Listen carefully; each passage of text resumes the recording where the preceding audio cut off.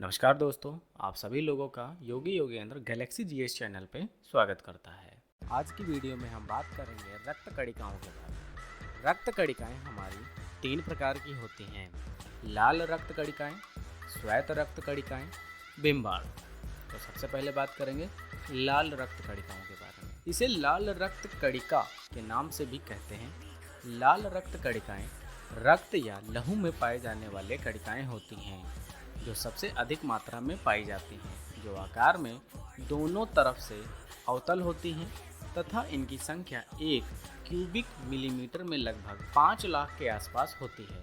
इनका रंग पीला होता है, किंतु हीमोग्लोबिन के कारण यह रंग लाल रंग की दिखाई देती है। लाल रक्त कणिकाओं का निर्माण विशेष प्रकार की प्रोटीन, लोहा और अमीनो एसिड से मिलकर होता है। इसलिए यह लोहा लाल रक्त कणिकाओं में उपस्थित रहकर गर्भवती महिलाओं तथा बालिकाओं में रक्त की कमी को पूरा करने में सहायक होता है।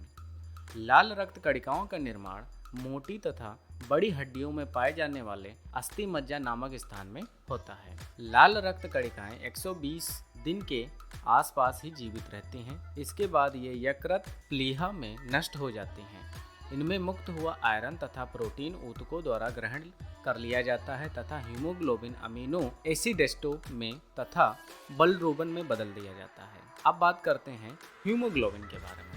हीमोग्लोबिन को हम श्वसन वर्णन भी कहते हैं, क्योंकि यह श्वसन में महत्वपूर्ण भूमिका निभाता है। हीमोग्लोबिन 2 भागों से मिलकर बना हुआ होता है: हीम, जिसका अर्थ है लोहा, और दूसरा ग्लोबिन, जो एक प्रोटीन है।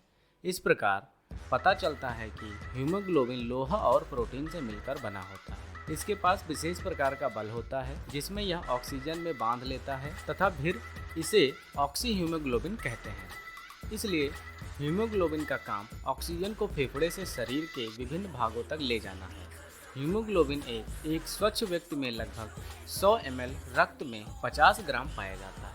श्वेत रक्त कणिका जो रंग में सफ़ेद होती है, इनका आकार लाल रक्त कणिकाओं से बड़ा, किंतु यह मात्रा में लाल रक्त कणिकाओं से कम होती हैं।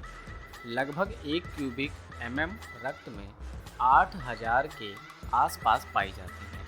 श्वेत रक्त कणिकाओं का अध्ययन की दृष्टि से 2 भागों में बांटा जाता है, जिसमें पहला है ग्रेन्युलोसाइट। ये वे श्वेत रक्त कणिकाएं होती हैं जिनके जीव द्रव्य में छोटे छोटे से कण पाए जाते हैं, इसलिए इन्हें ग्रेन्युलोसाइट भी कहते हैं तथा इनमें पाए जाने वाला केंद्रक कई पालियों में विभाजित होता है।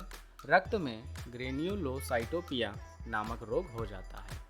ग्रेन्युलोसाइट भी 3 प्रकार की कोशिकाएं होती हैं। इसमें से पहली है हमारी न्यूट्रोफिल। श्वेत रक्त कणिकाओं में न्यूट्रोफिल ही सबसे अधिक मात्रा में पाई जाने वाली रक्त कणिकाएं होती हैं। इसे सूक्ष्मदर्शी में देखने पर पर्पल रंग की दिखाई देती हैं। इनका केंद्रक 3 से 4 पालियों में बटा रहता है। इसिनोफिल, यह वे रक्त कणिकाएं होती हैं जो सबसे कम मात्रा में पाई जाती हैं।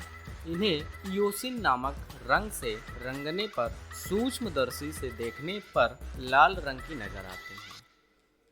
बसोफिल, ये रक्त कणिकाएं भी कम मात्रा में पाई जाती हैं और इन्हें क्षारीय रंग से रंगने पर सूक्ष्मदर्शी में नीले रंग की दिखाई देती है। ग्रेन्युलोसाइट, वे कोशिकाएं जिनके जीव द्रव्य में छोटे छोटे कण नहीं पाए जाते हैं।